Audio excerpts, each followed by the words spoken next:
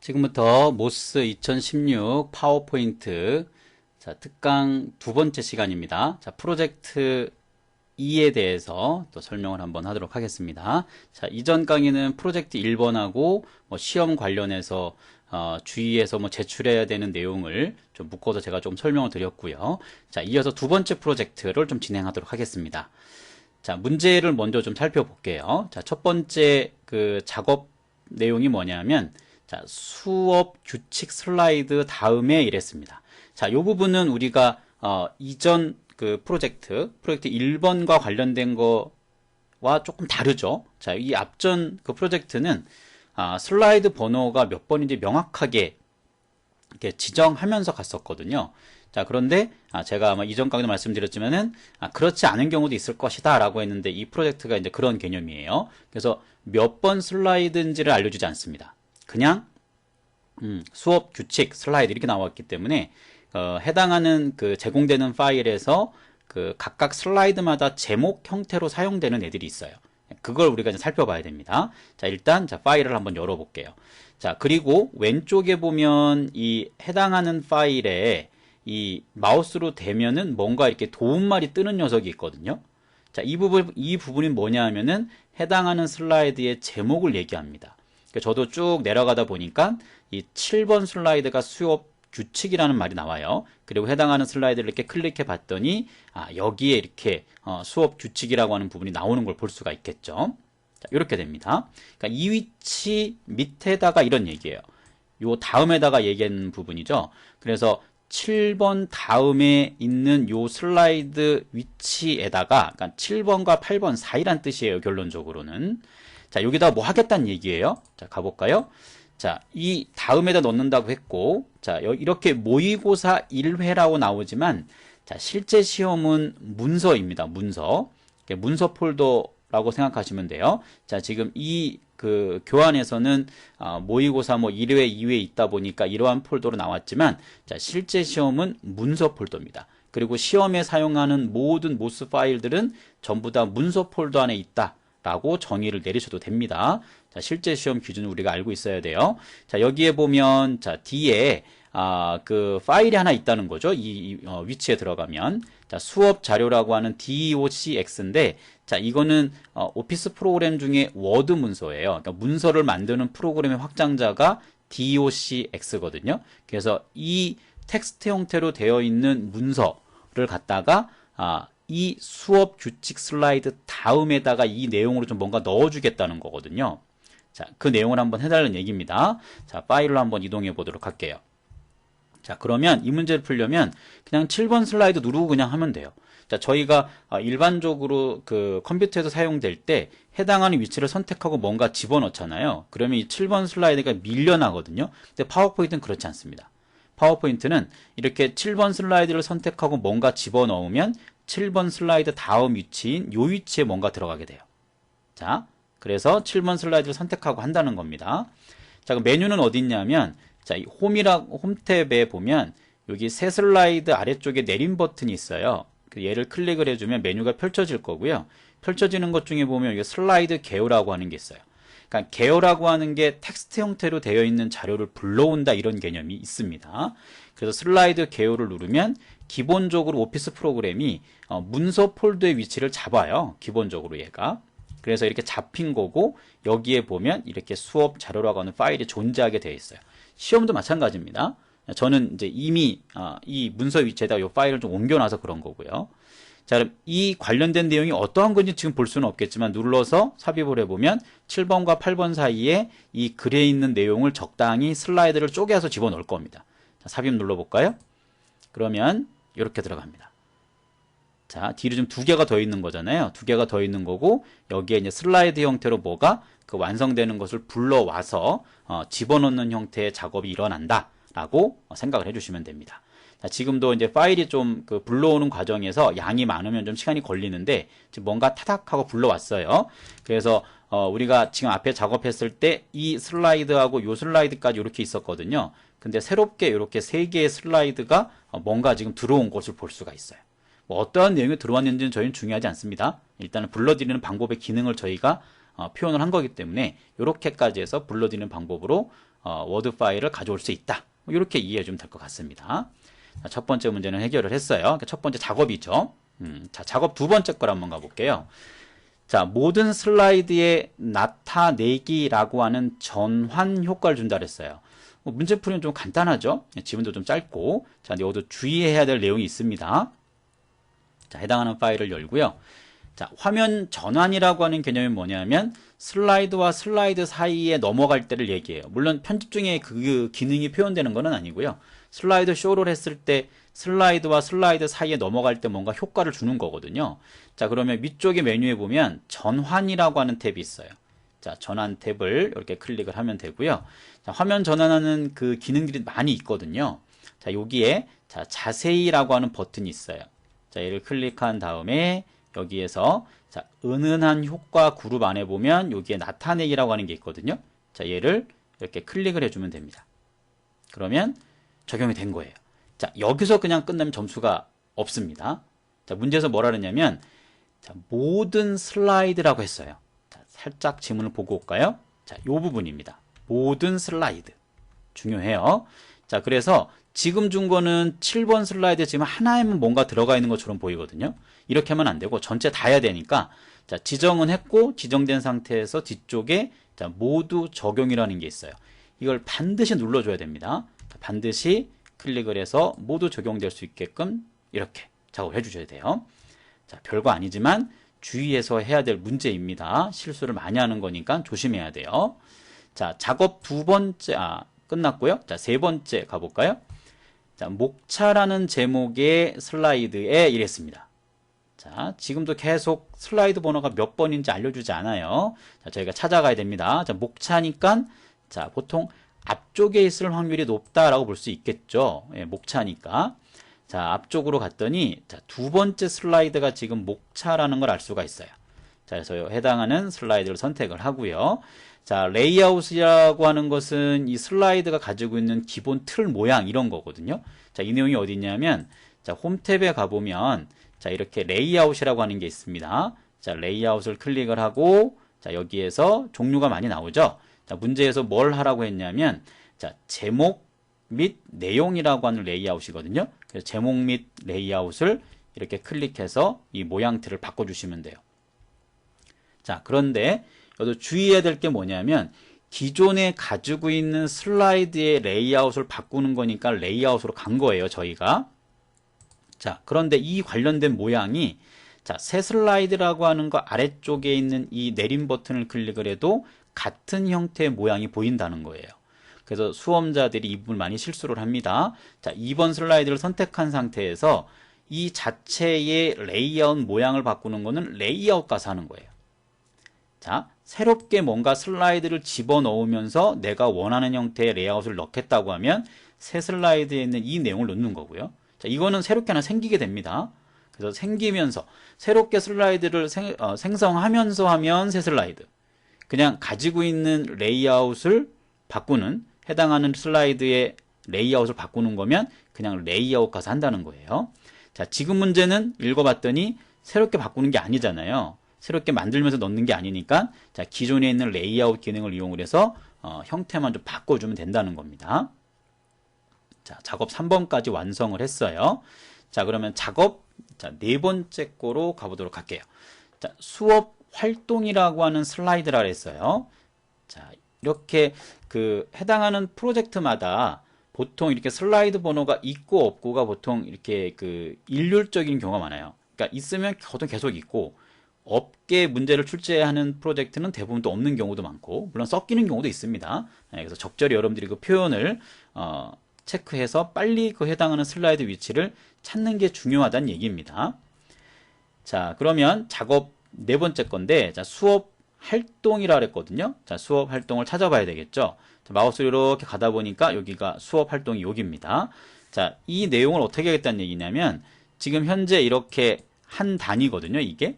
자, 두 단위라고 하는 것은 이렇게 반을 나눠서 이렇게 하겠다는 얘기예요. 간단한 기능입니다. 자, 그러면 요 해당하는 이 객체 있죠. 요 박스를 잘 선택을 한 다음에 자, 위쪽에 보면 메뉴 중에 삽입이라고 하는 쪽에 자, 단락이라는 그룹입니다. 자, 여기 바로 가운데쯤 보게 되면 열 추가 또는 제거라고 하는 게 있어요. 자, 여기를 클릭해서 2단으로 바꿔주시면 돼요. 자, 예를 들어서 단과 단 사이에 간격이 필요하다 그러면 여기는 존재하지 않으니까 아래쪽에 있는 기타 단을 가면 단을 조절하면서 간격까지도 조절할 수 있어요. 자, 이제 이런 문제도 혹시 몰라서 나올 줄 몰라서 제가 좀 체크를 해드렸고, 지금은 단으로 두 개 나누는 거니까 그냥 기본에 있는 메뉴만 써서 이렇게 나누는 것으로 이렇게 해주면 될 것 같습니다. 수업 활동에 대해서 단을 두 개 나누는 문제였어요. 자, 그 다음 문제로 한번 가볼게요. 자, 그 다음 문제를 보면, 자, 작업 5번째 내용입니다. 작업 5번째 내용이고, 정책 정보라고 하는 슬라이드에 있는 모든 이미지라 그랬어요. 자, 이 모든 이미지라는 말도 자꾸 신경을 써야 됩니다. 이미지 하나만 얘기하는 경우가 아니고 해당하는 슬라이드에 있는 모든 이미지를 얘기하는 거예요. 지문을 잘 읽고 어떠한 것을 출제하려고 했던 건지의 의미를 빨리 파악하는 것도 상당히 중요합니다. 자, 바로 가죠. 자, 정책 정보라 그랬어요. 자, 정책 정보라 그랬으니까, 자, 어디냐면, 자, 좀 내려가 봐야 되겠네요. 그쵸? 자, 좀 더 갔더니, 더 내려가야 되는가 봐요. 네, 바로 보이지 않습니다. 네, 맨 끝에네요. 이미지가 있는 곳이 해당하는 슬라이드겠죠. 그죠? 이렇게 왔습니다. 자, 모든 이미지니까 선택해 나가면 돼요. 이렇게 선택을 하고, 자, 우리 비연속 개념 뭐 상관없이 개체를 여러 개 선택할 때는, 자, 쉬프트 키를 누르고 한다 그랬거든요. 자, 쉬프트를 누르고 이렇게 클릭, 클릭, 클릭, 클릭, 클릭 이렇게 해주면 돼요. 각각의 해당하는 이미지를 자, 선택해서 해당하는 기능을 우리가 주면 되겠죠. 자, 이렇게 하고 관련된 무슨 효과를 넣는다고 했거든요. 자, 지문 내용 다시 한번 보면, 입체 효과를 줄 건데 비스듬하게 라고 했습니다. 자, 전체 이미지는 선택은 했어요. 자, 위쪽에 보면 그림 도구라고 하는 쪽에 보면 그림 효과라고 하는 곳이 있습니다. 자, 여기를 클릭하면 입체 효과가 있을 거고요. 자, 입체 효과를 쭉 따라가다 보면, 자, 비스듬하게 라고 하는 게 있겠죠. 자, 여기 해당하는 메뉴를, 자, 이게 이제 바로 안 찾아지면 이렇게 해당하는 메뉴를 이제 하나씩 가보면 돼요. 저도 이걸 다 외우고 있지는 않습니다. 그러니까 여러분들은 연습을 통해서 어떠한 형태의 효과들이 있는지를 이렇게 눈으로 좀 익혀둘 필요가 좀 있다는 얘기예요. 자, 입체 효과의 비스듬하게를 잘 찾았어요. 적용은 잘 시켰죠? 한꺼번에 쭉 적용되는 것을 여러분들이 확인할 수 있을 겁니다. 자, 이렇게 하면, 자, 작업 5번째 것까지는 일단 해결이 됐습니다. 자, 그 다음을 한번 봐보도록 할게요. 작업 6번째입니다. 6번째 작업을 한번 가볼게요. 자, 환영합니다 라고 하는 슬라이드가 있대요. 자, 여기에 보면 그림이 있대요. 그리고 뒤에 봤더니 네온 효과를 주겠다 그랬어요. 그리고 앞에 보니까 좀 깁니다. 그러니까 이렇게 좀 길게 설정되는 말로 나왔을 때 또 주의할 내용이 있어요.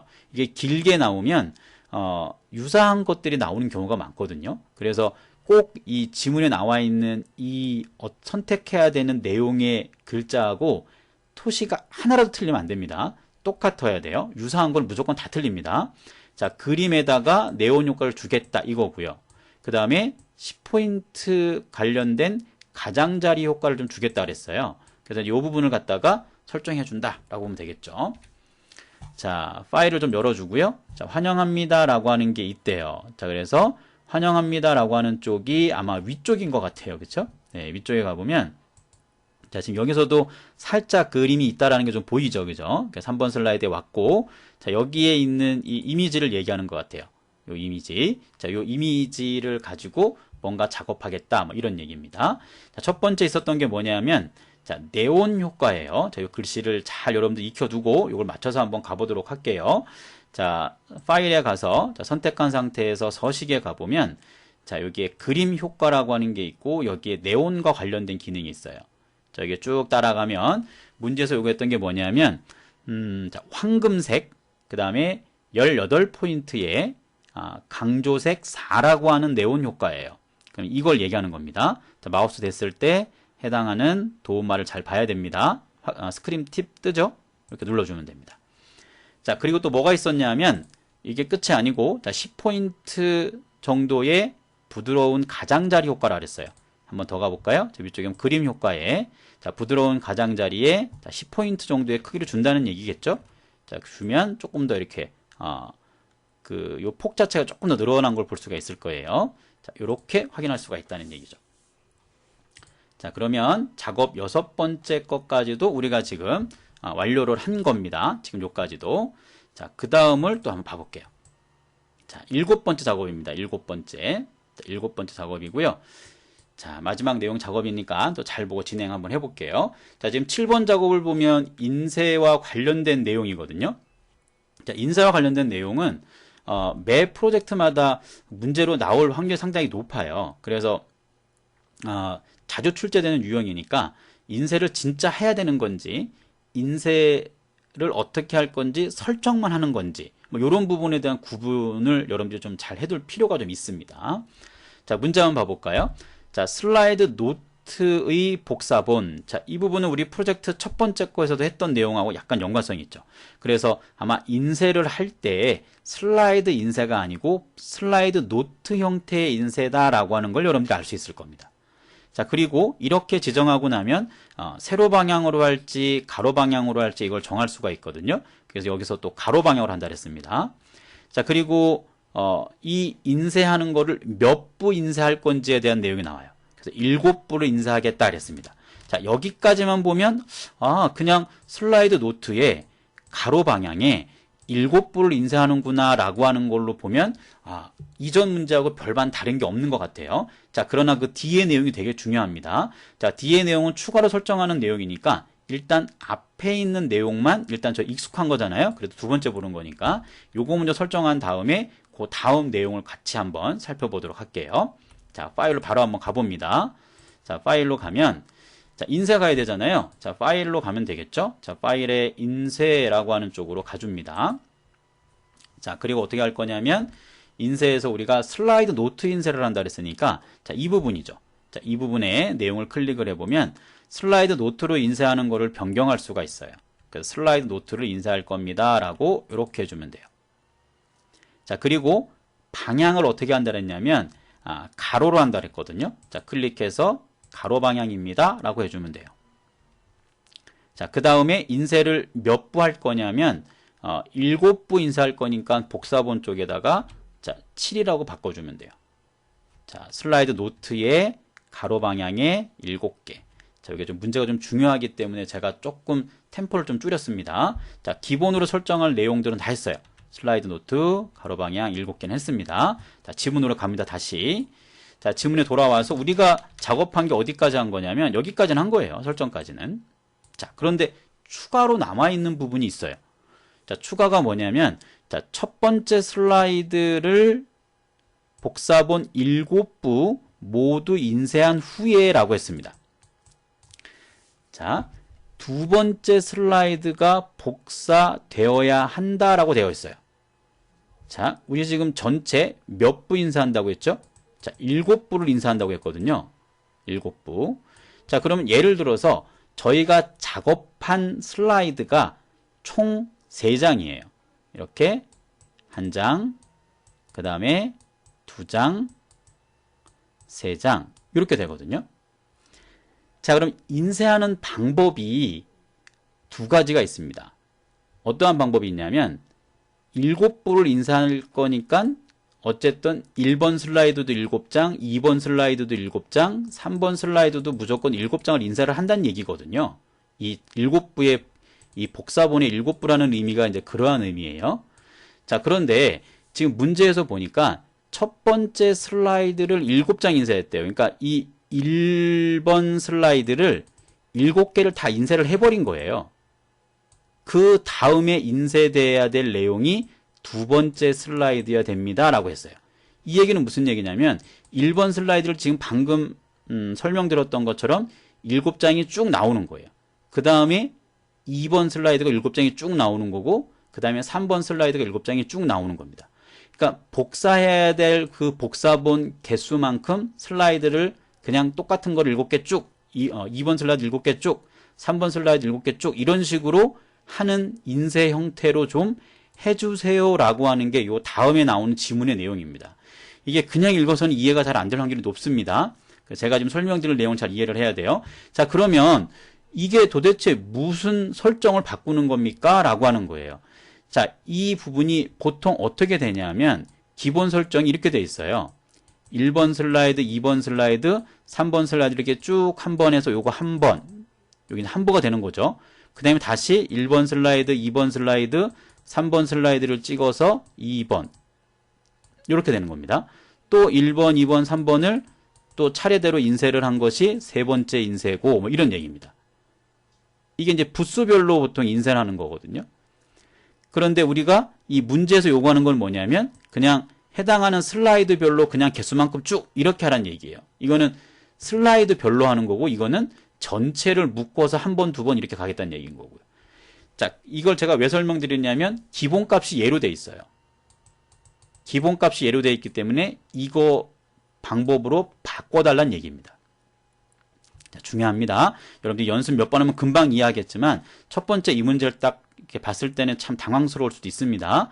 자, 이거 꼭 잘 이해를 해야 돼요. 이렇게 이해를 해주고 문제를 풀어주면 되겠죠. 결론적으로 그 내용의 설정은 이거예요. 한 부씩 인쇄하는 걸 갖다가 바꿔달라는 얘기예요. 제가 방금 전에 설명드렸던 슬라이드 3장일 때 1번 슬라이드, 2번 슬라이드, 3번 슬라이드 인쇄하고 또 그 다음에 1번, 2번, 3번 이렇게 인쇄한다는 얘기거든요. 근데 문제 지문이 이게 아니었었죠. 자, 문제 지문이 이 방식이죠. 이렇게 1번 쭉, 2번 쭉, 3번 쭉 이렇게 하라는 얘기입니다. 자, 그래서 요 인쇄하는 요 방법이 한 부씩 인쇄냐 한 부씩 인쇄가 아니냐라는 부분에 한 부씩 인쇄가 아니다라고 체크해야 된다는 얘기입니다. 자, 이렇게까지 설정하고 자, 빠져나오면 자, 우리가 문제에서 요구하는 그 설정 사항에 대해서 다 완성을 했다라고 볼 수가 있겠죠. 지금 작업이 7번까지예요. 작업 7까지. 자, 이렇게 완성이 되면 제가 말씀드렸어요. 이 상태에서 자, 저장을 하고 자, 제출을 하면 됩니다. 자, 그리고 제출이 끝나고 나서도 다시 와서 수정할 수 있다 말씀드렸어요. 자, 중요하기 때문에 다시 한번 제가 요약해서 간단하게 설명드릴 거예요. 자, 저장해서 프로젝트를 제출하면 돼요. 그러면 그 다음 번째 프로젝트가 나옵니다. 그래서 7번째까지 가서 제출을 하고 끝나면 다시 제출했던 문제를 볼 수 없는 게 아니다 그랬습니다. 마지막에 시험 요약에 가서 해당하는 프로젝트로 왔다 갔다가 가능해요. 얼마든지 시험 시간이 허락되는 한. 자, 그래서 작업할 때마다 아래쪽에 제가 뭐가 있다고 말씀드렸냐면 검토냐 아니면 완료냐 이걸 체크해 놓을 수가 있어요. 그래서 더 이상 안 볼 거면 완료, 나중에 시간이 되면 봐야 되겠다 싶으면 검토 이렇게 하면서 작업 하나하나를 이제 하는 거예요. 하나하나 작업마다 그렇게 표시하면서 작업을 하고 프로젝트 단위로 제출을 하는 거죠. 그러면 이제 마지막 최종 끝나기 전에 이전에 그 전송했던 제출했던 프로젝트들로 왔다 갔다 할 수가 있습니다.